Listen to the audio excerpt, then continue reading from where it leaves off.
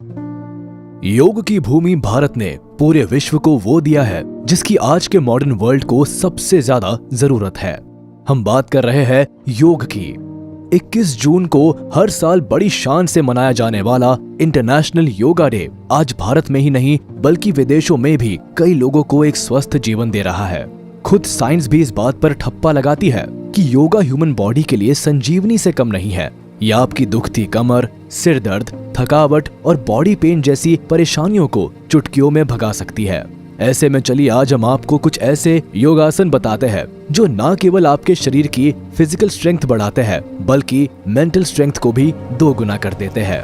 Number 10, child's pose, बाल आसन। बाल आसन का नाम सुनकर इसे बच्चों का आसन मत समझ लीजिएगा, क्योंकि योग से जुड़ने वाले नए लोग इसी आसन से अपनी शुरुआत करते हैं। खास तौर पर पीठ दर्द और मांसपेशियों में दर्द से परेशान लोग इस आसन को ट्राई करते हैं। इससे शरीर में फ्लेक्सिबिलिटी तो आती ही है, साथ ही दिमाग को भी इधर उधर की भागदौड़ से शांति मिलती है। गुस्से पर काबू पाने और पीरियड पेन को कम करने के लिए भी बाल आसन का सहारा लिया जाता है। इस आसन को करने के लिए वज्रासन की मुद्रा में बैठकर सिर को बच्चे की तरह जमीन से लगाते हैं और पेट को जांघों पर रखते हैं। हाथ को आगे की तरफ स्ट्रेच करते हुए 15 से 20 सेकंड तक इसी पोजीशन में रहने के बाद रिलैक्स हो जाते हैं। ध्यान रहे कि अगर आप डायरिया जैसी परेशानी से गुजर रहे हैं तो इस आसन से परहेज करें। साथ ही प्रेग्नेंट वुमेन भी इस आसन से दूर रहे। Number 9, downward facing dog pose, अधोमुख श्वानासन। योग की शुरुआत आसनों में अधोमुख श्वासन का जरूरी महत्व है। यह आसन सूर्य नमस्कार का ही जरूरी हिस्सा है। इसे करने से शरीर से जुड़ी कई दिक्कतें तो सॉल्व होती ही है, साथ ही माइंड में पॉजिटिविटी भी आती है। इस आसन को करने का जरूरी उद्देश्य बैक को मजबूत रखना और शरीर की फ्लेक्सिबिलिटी को बढ़ाना होता है। स्पाइन पर पड़ने वाला प्रेशर भी इस आसन से कम होता है। इसे करने के लिए आपको जमीन पर सीधे खड़े होकर अपनी अपर बॉडी को नीचे की तरफ झुकाना होता है और दोनों हिस्सों को स्ट्रेच करना पड़ता है। ऐसा करते हुए आपके हाथ पैर बिल्कुल सीधे होने चाहिए। अगर आपकी पीठ, कंधे और कमर में कोई गहरी चोट है तो इस आसन को करने से बचे और कार्पल टनल सिंड्रोम से जूझने वाले लोग भी इसे बिल्कुल ना करें। नंबर 8, चतुरंगा दंडासन, लो प्लैंक। योग की शुरुआती आसनों में अधोमुख श्वानासन का जरूरी महत्व है। योगासन से जुड़ने वाले लोगों को शरीर के कई हिस्सों पर काम करने की जरूरत होती है और चतुरंगा दंडासन उन्हीं जरूरतों को पूरा करता है। अस्थमा से जूझने वाले लोगों के लिए भी यह आसन काफी कारगर है, क्योंकि धनुरासन लंग्स की ब्रीदिंग कैपेसिटी को भी बढ़ाने का काम करता है। खास बात है कि इस आसन के दौरान आपके शरीर का सारा वजन हाथ और पैरों की उंगलियों पर होता है। अपर आर्म और फोर आर्म के बीच कोहनी पर 90 डिग्री का एंगल बनता है और शरीर जमीन के पैरेलल होता है। अगर आप भी चतुरंगा दंडासन को अपने योगा रूटीन में उतारने वाले हैं तो इस बात का ख्याल रखें कि शरीर को होल्ड करते हुए आपका पोस्चर 10 से 30 सेकंड तक बरकरार रहे और रिलैक्स करते हुए सावधानी से अपनी पोजीशन पर वापस आए। इसके अलावा शरीर को उठाते हुए सांस अंदर की ओर ले। नंबर 7, बोट पोज, नौकासन। अगर आप भी ऑफिस में एक ही पोजीशन में 8 घंटे गुजारते हैं तो नौकासन आपके लिए ही है। ये योगासन थाइस और लोअर बैक को मजबूत बनाने के साथ डाइजेशन को बेहतर बनाने का काम करता है। साथ ही साथ ये किडनीज को भी स्टिमुलेट करता है और दिमाग को स्ट्रेस से छुटकारा दिलाता है। एब्स, बाइसेप्स, ट्राइसेप्स और लोअर बैक की मजबूती के लिए यह आसन एक परफेक्ट चॉइस है। इसे करते हुए शरीर को नाव की आकृति में बेंड करना पड़ता है। नौकासन में धड़ से लेकर हिप्स और पैरों की उंगलियां तक स्ट्रेच होती है। शरीर का सारा भार कोर एरिया में केंद्रित होता है। अगर आप बिगनर हैं तो धीरे धीरे इसकी प्रैक्टिस करें और अपने शरीर पर ज्यादा प्रेशर न डालें। Number 6, corps pose, shavasana. Shavasana को कई लोग आलस से जोड़कर भी देखते हैं, लेकिन इस आसन के फायदे चमत्कारी है।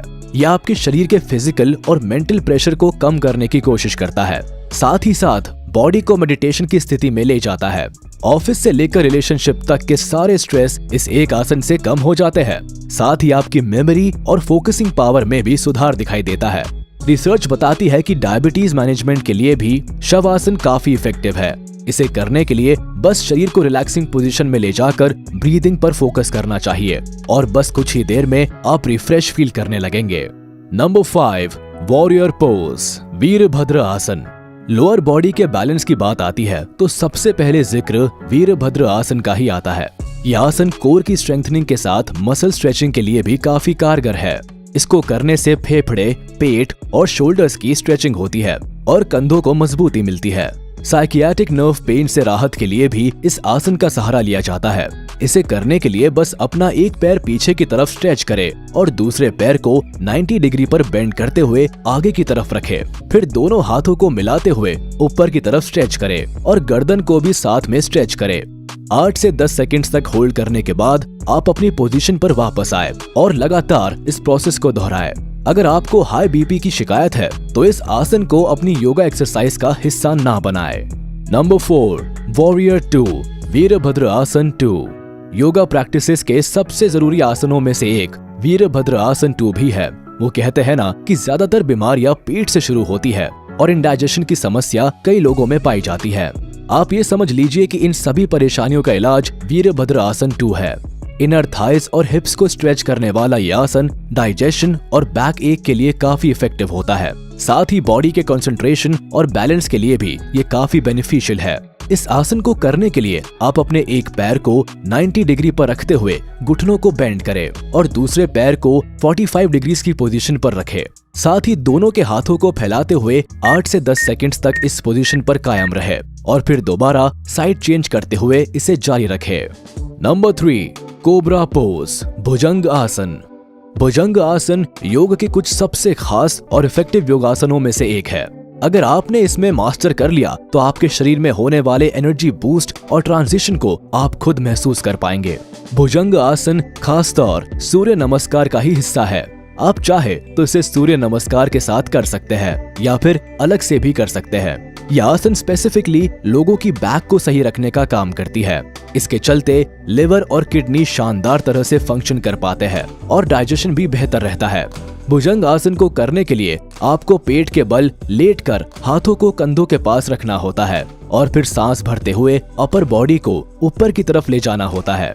फिर कुछ सेकंड तक पोजीशंस बरकरार रखते हुए वापस शरीर को रिलैक्स करना पड़ता है। नंबर 2, ब्रिज पोज, सेतु बांध सर्वंग आसन। टोन लोअर बॉडी के सपने देखने वालों के लिए सेतु बंद सर्वंग आसन सबसे शानदार आसन है। ये केवल आपकी रीढ़ की हड्डी पर काम नहीं करता बल्कि बॉडी और माइंड के अलर्ट रहने की भी पावर को बढ़ाता है।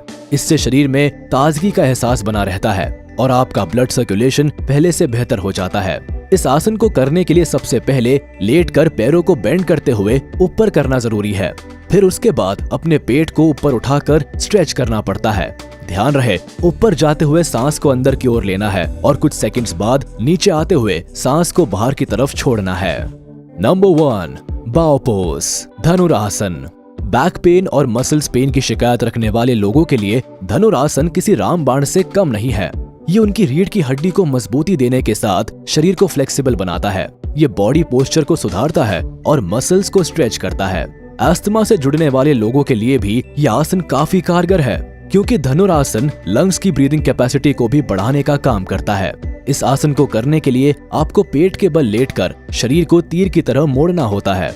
यहाँ आपके हाथ पैरों को लिफ्ट करते हैं और अपर बॉडी ऊपर की तरफ लिफ्ट होती है। 15 से 20 सेकंड्स तक की पोजीशन होल्ड करने के बाद सांस छोड़ते हुए आप रिलैक्स हो सकते हैं। योगा से नया नाता जोड़ने वालों के लिए ये एक मुश्किल आसन है जिसे आप कुछ दिन बाद या धीरे धीरे प्रैक्टिस में ला सकते हैं।